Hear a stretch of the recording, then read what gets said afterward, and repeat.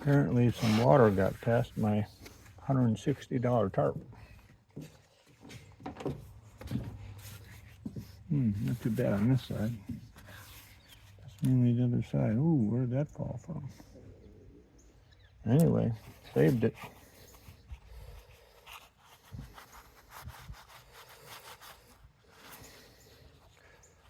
Lots of Asian beetle got under there somehow.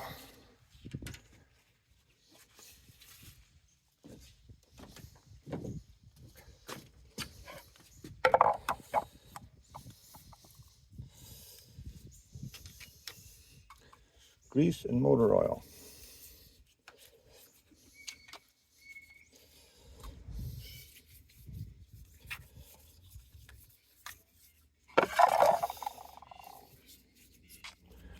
Clean motor oil, not used motor oil.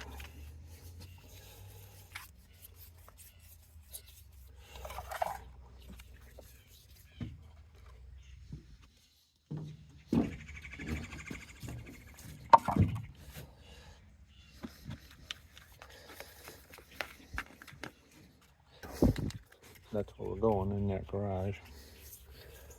And then oil it up. Well, because it's been raining so much off and on, I'm not sure if we'll get some more water on it while I'm trying to do this by myself and get it off. I got to spin the machine 180 degrees because I want the base to go off last, the table to go off first. I'm going to use the winch on the front of the trailer to guide the roll off. And it's going to be on these pipe rollers here.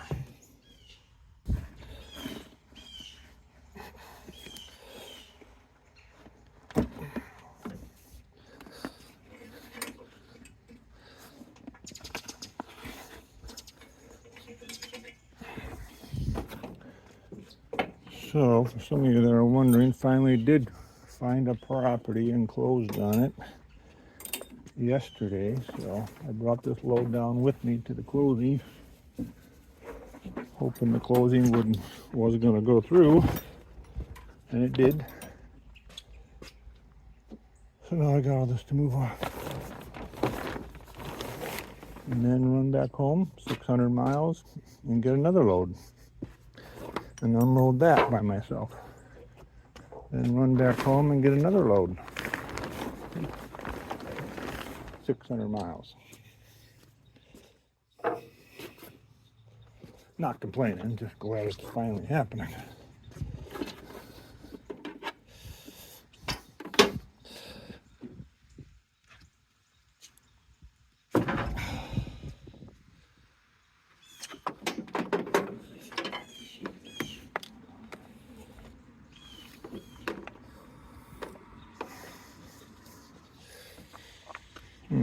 Lost my nut.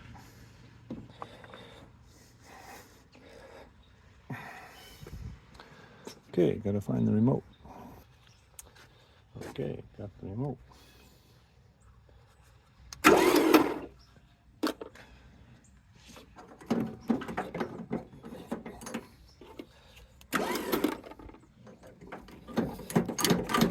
It's in freewheel, which is what I wanted in. So I can save the battery, just pull the cable out. Gotta go through there.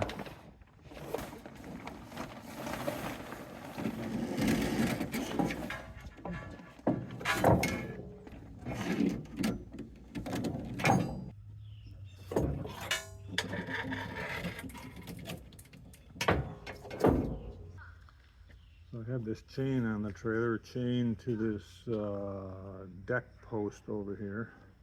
That's off camera because the driveway's kind of on an angle and I wasn't trusting my emergency brake, and I blocked the tires, but you know, everything's wet and slippery. So that's why the chain's on there.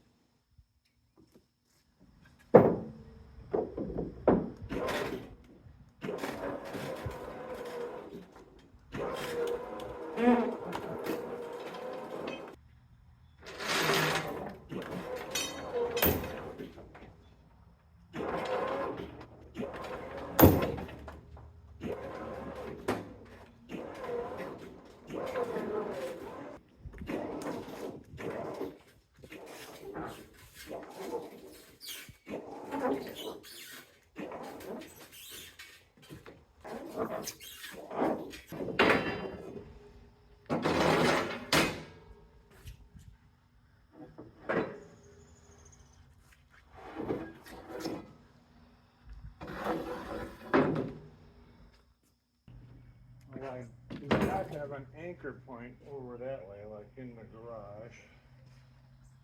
And my tools are spread out in between storage units and home and now the new property. Home being the old property and this is the new property. So, I was gonna hammer drill, attach an anchor to the floor of the garage, but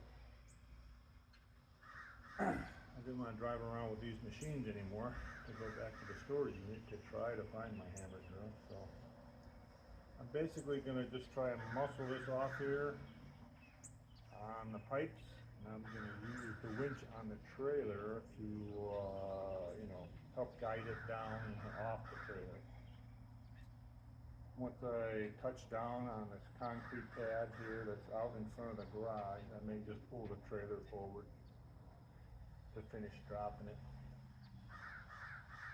And then probably get it up on rollers again, or keep it on rollers, and then use the trailer to push it into the garage.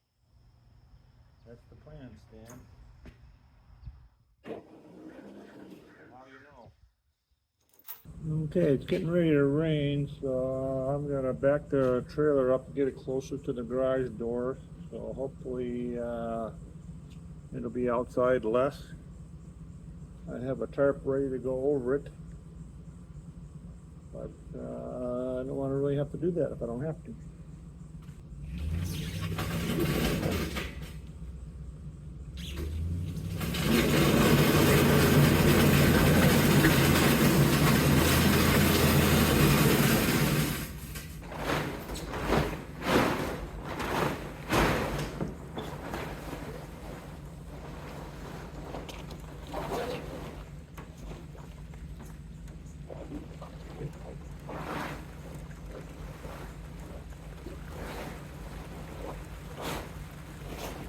More than a regular one now.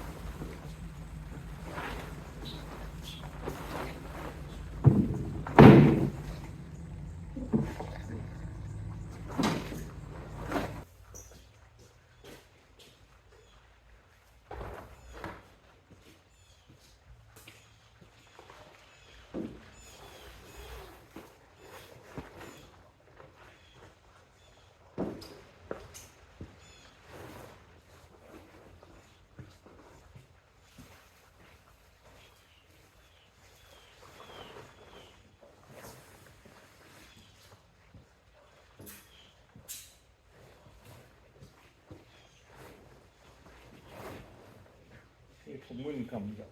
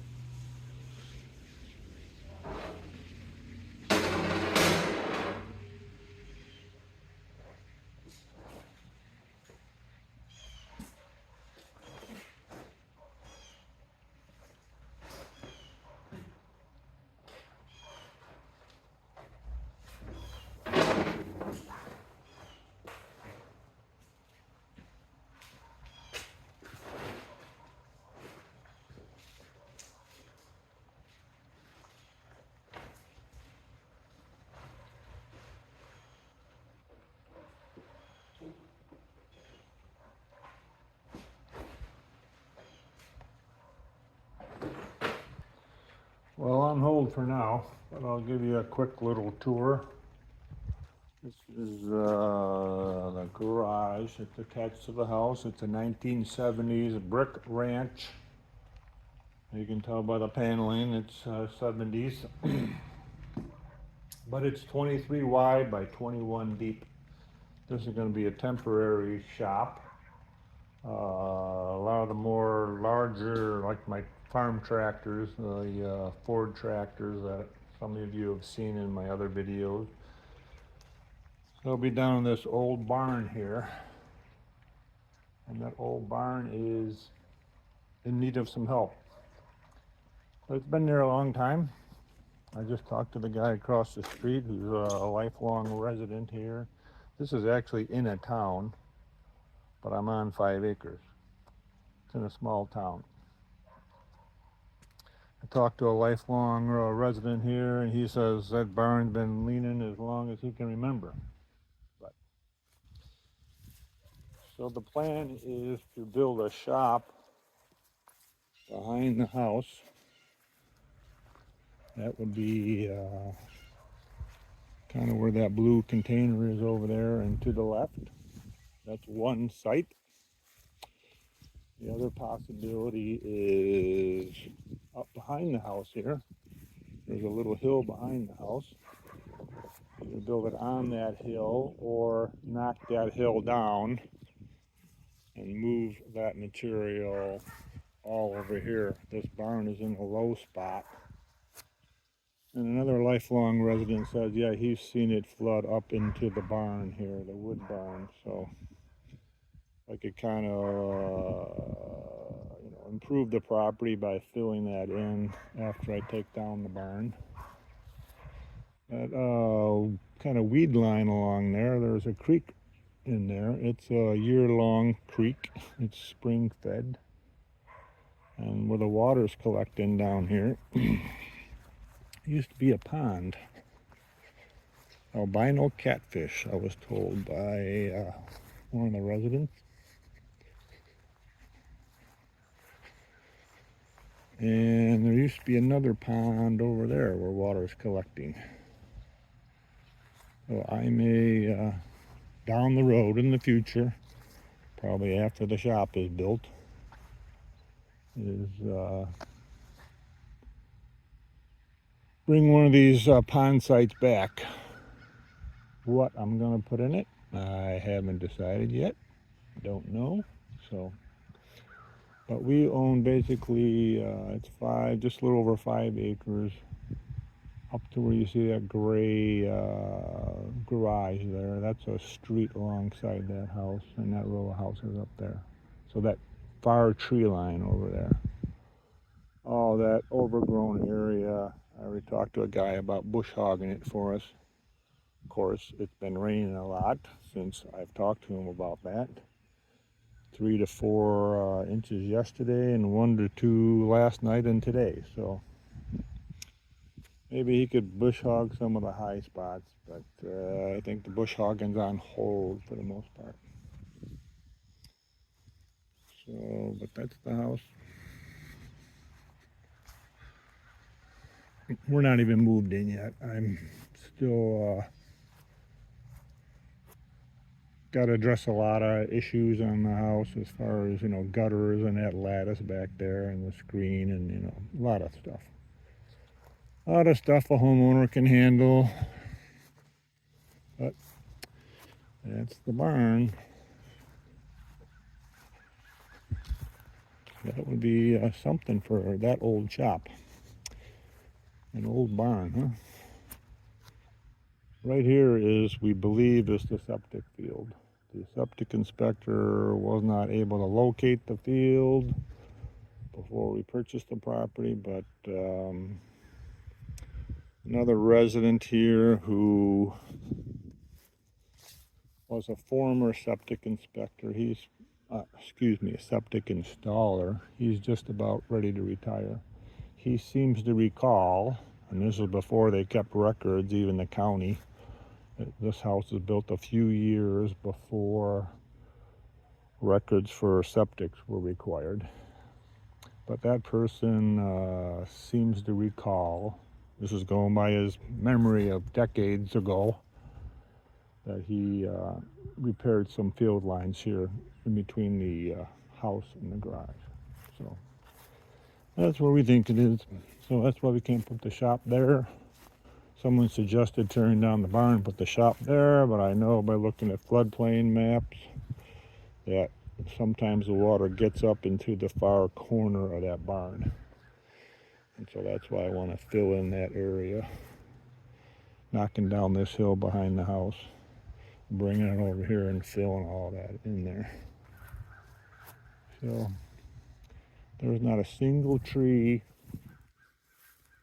on the property that's going to be saved if I knock this hill down, because this is a walnut tree right here, and that's going to have to go if I take that hill down. This is a pear tree here that's low. I'm going to fill that in so that tree would go. And there's just junk trees over there where the bush hogging's got to take place. Some other nut trees up here. There's a pecan tree and I forget the name of this one, something with a B, buckeye or something like that. And there's some bushes along here that are kind of overgrown with vines and stuff. I gotta deal with that someday. But there's a couple of red maples out here.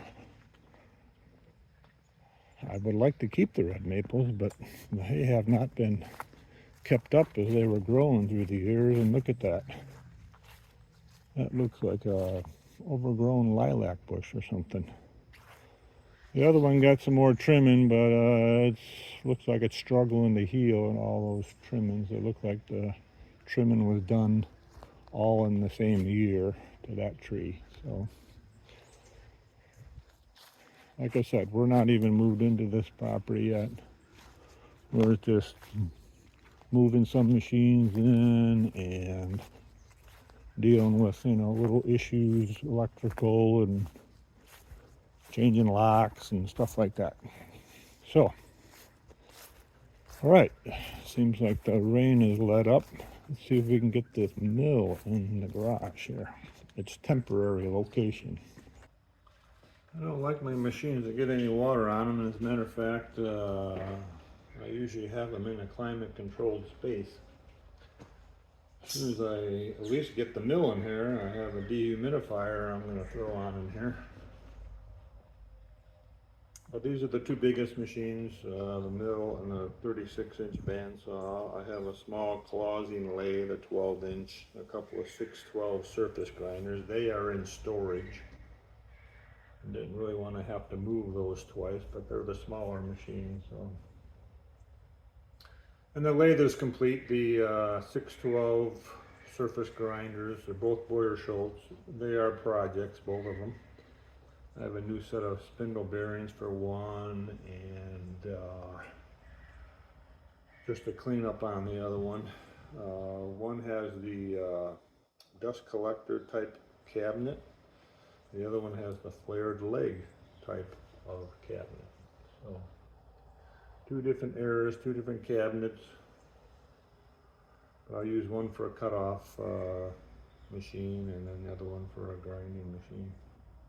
And those machines, other than the lathe, I may go and get the lathe out of storage and bring it home here and put it in this garage as temporarily until the new shop is built. But the surface grinders are going to stay in storage until the shop gets completed. I didn't want to do the shop build thing. I was looking for a property that had a shop. We had one we were pretty serious about, had a couple of shops on it. One was climate controlled, the other was not.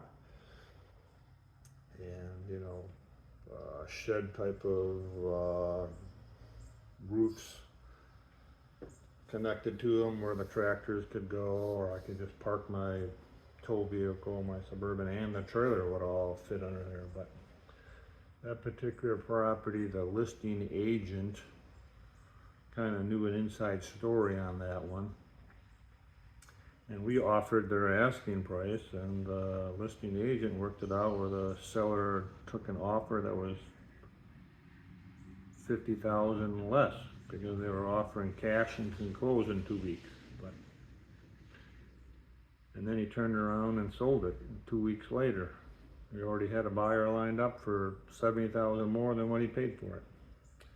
It was a deal where the listing agent and the banker kind of were in cahoots together, and left the buying public unaware of what was going on.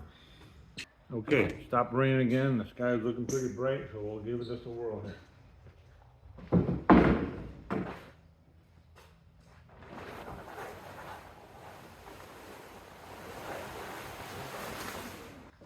Let's see how this goes.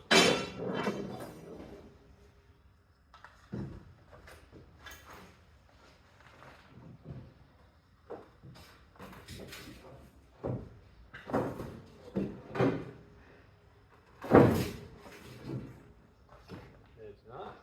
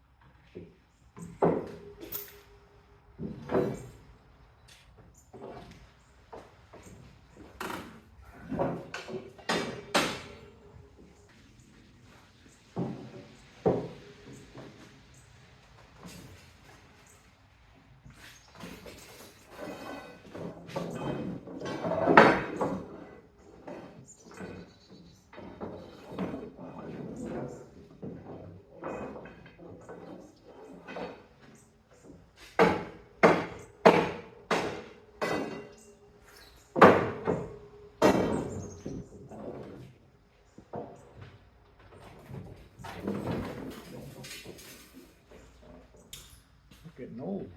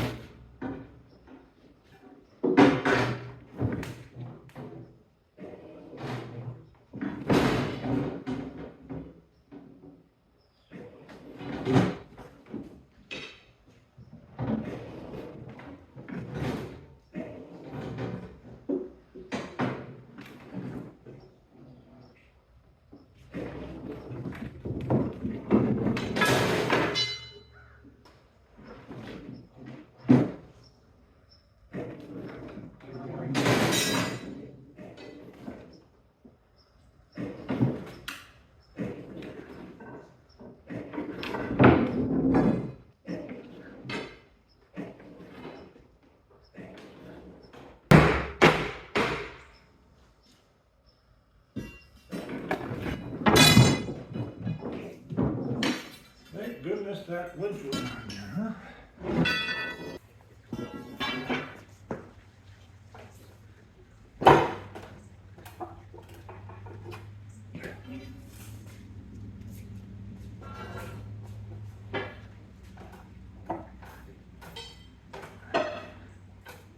Have to go back on the trailer.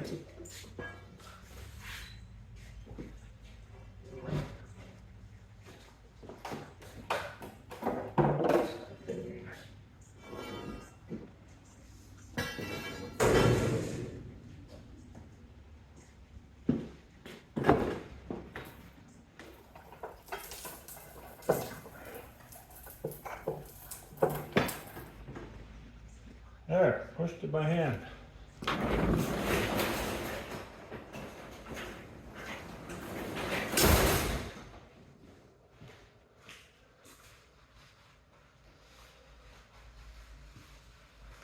Good thing somebody put a thick coat of oil on there.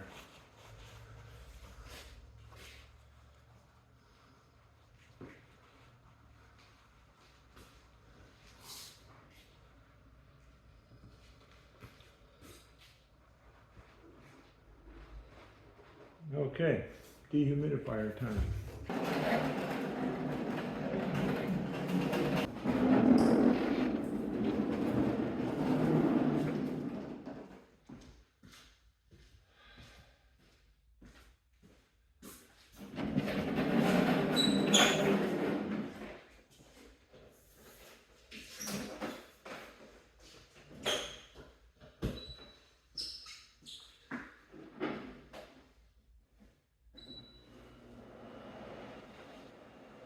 Okay, so we have the mill off the trailer and then the garage slash temporary shop here.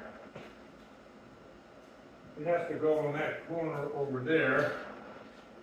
And I have some drawers, file drawers that gotta go back in that cabinet. And I think I'm gonna put that up on some blocks so I can easily move it around with the pallet jack if the forks are long enough.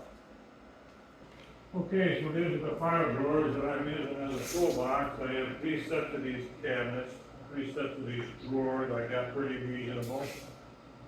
So I've been using them as a toolbox, basically. So yeah, the forks are just long enough to pick up this cabinet. So I'll block it up on some 4x4s or something and put the drawers back in there, and then I'll be able to move it around easily with the pallet jack. Because it's kind of in my way from back in the mill into the corner here where its temporary home is going to be.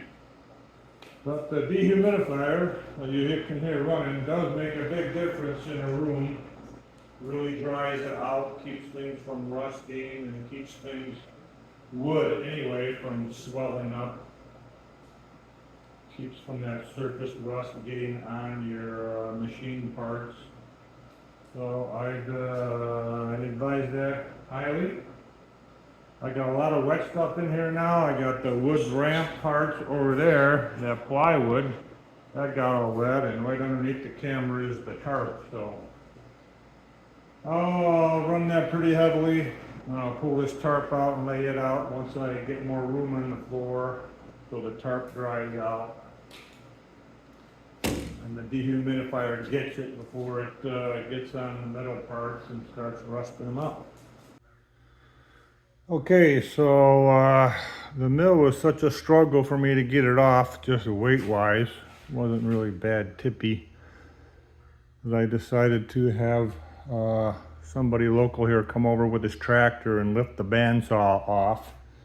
And he set it on the 2x4s with the rollers, pipe rollers.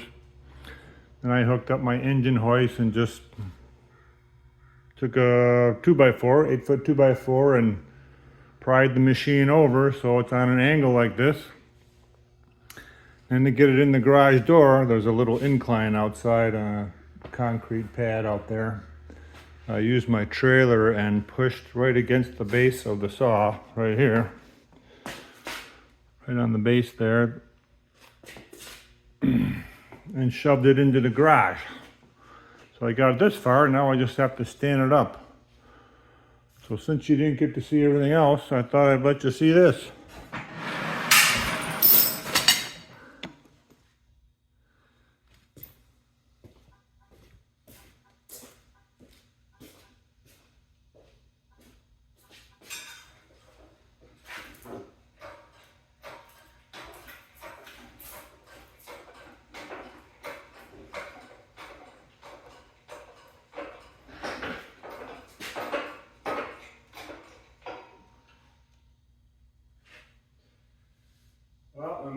the stroke on the cylinder. The saw wants to stand up, and the engine hoist wheels are hitting the pipe roller. Not ideal. There we go. Pipe roller sliding underneath the 2x on one side. The other side is heavier on that side, on the back part of the C of the frame. So it's putting more pressure over there. I'll have to see what I can do about that. Just trying a little bit at a time on the 2x4. Let the machine get more upright.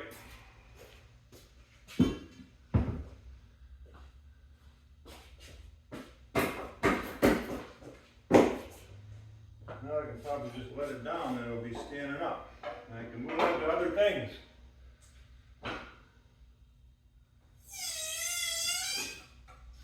Okay, there it is. The garage door just clears the machine frame.